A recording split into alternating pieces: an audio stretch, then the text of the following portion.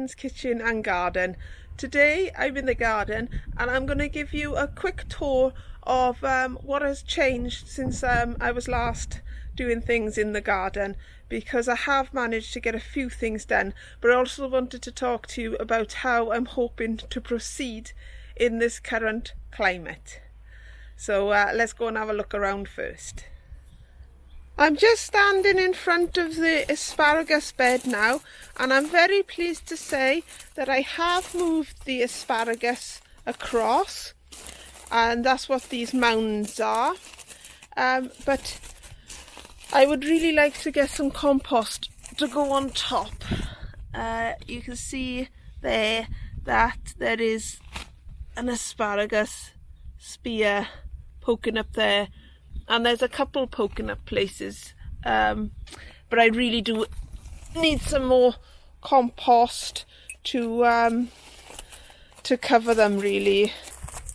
But of course everywhere is closed at the moment, so I'm not really sure where I'm going to get any more compost from for the foreseeable future.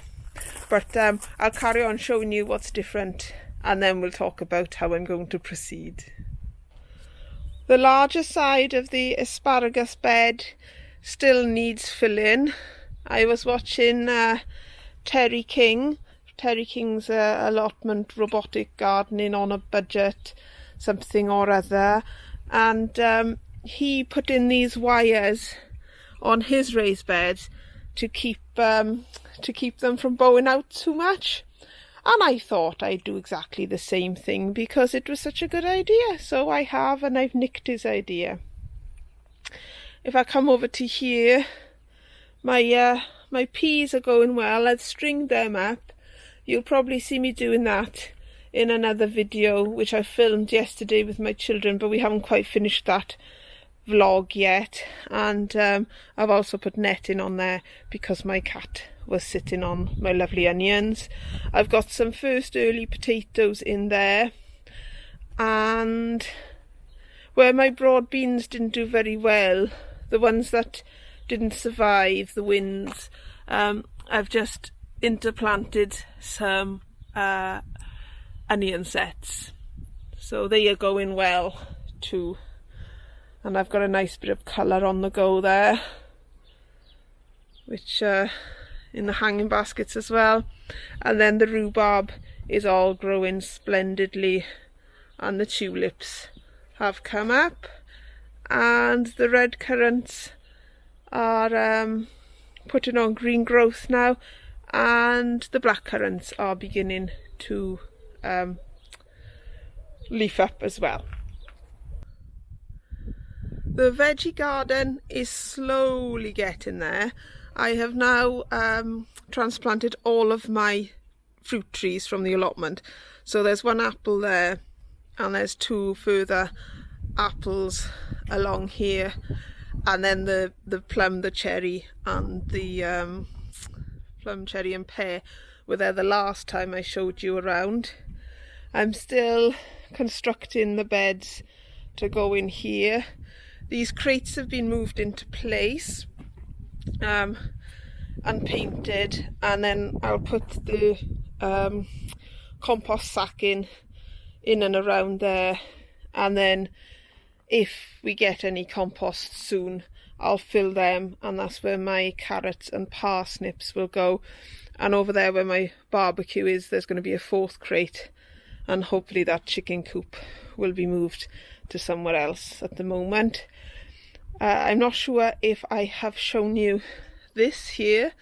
This is one of the beds I've recently put in and managed to empty a lot of my old compost from pots into here. And the other bed I've managed to finish is down here next to my greenhouse. So I did one bed in the shade and one bed in the sun, which might not have been the best idea, but that's just how it happened to go. So I've filled this with well-rotted manure. You could do with a top-up of well-rotted manure, which I'll get the next time I'm at the allotment. But again, at the moment I have no compost to put in here at all, or at least no bags or no bought in compost. I will be emptying the compost bin over my allotment and bringing that and putting it in this bed, and I'll also be emptying my compost bin that's in the corner and seeing if there's any useful compost in that as well, and putting that in this bed. So hopefully I'll be able to get this one bed up and running for the time being. And if I come into the greenhouse now, under here, this is the last of the compost. I've got the multi-purpose bought-in compost, so I've got to try and eke that out now until the shops reopen, or until I can get a massive delivery of compost, which I was hoping to do, but the time has gone now and everywhere is shut. So my plan of attack at the moment is to essentially use my neighbour's bed as my primary bed. So my second early potatoes and my main crop will go in there, because my first earlies have gone around my front. Now I have started to clear my neighbour's bed. It was like this when I first went over there, and this is as far as I've got with it now. So my plan at the moment is to sprinkle some potato fertiliser on there where I'm going to plant the potatoes, and give that 2 weeks to settle in, and then plant my potatoes over there in a no-dig fashion, like I have out the front. And then I'm going to put some peas in there as well, and my broad beans will go over there. And I'm not sure what to do about parsnips at the moment. I might have to sacrifice growing parsnips this year. I'm not sure if I can justify having that growing section dedicated to such a long-term crop, because carrots I can plant later, and I'm hoping by June that some things would have opened up and I'll be able to get some compost, so then I can put my plan of attack into place with growing in this garden as well.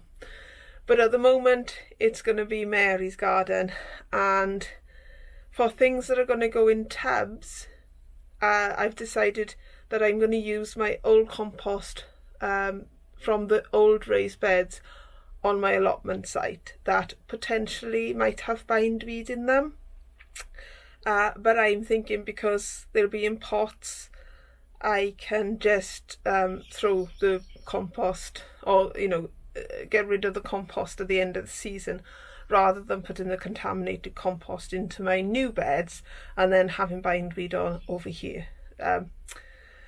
So that is my plan of attack at the moment.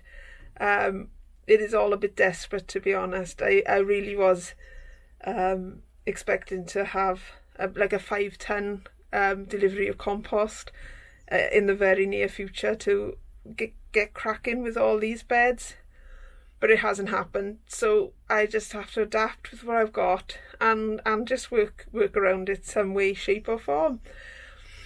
And it's always nice to have a challenge, isn't it?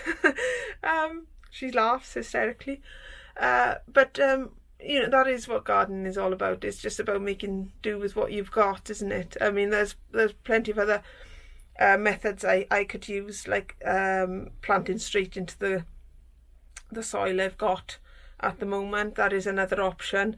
I'm a bit reluctant to do that, because where we had the level put in the garden, the L-shaped level, when Chris, who did it, was raising the level on the top, there was an awful lot of hardcore going in there, so there's not actually that much like thickness of soil over the top for the plants to get their roots into. So I'm holding back with that idea at the moment, but that might be something I'll look at a bit further on, as and when things become a bit more clearer about when we might be coming down out of lockdown.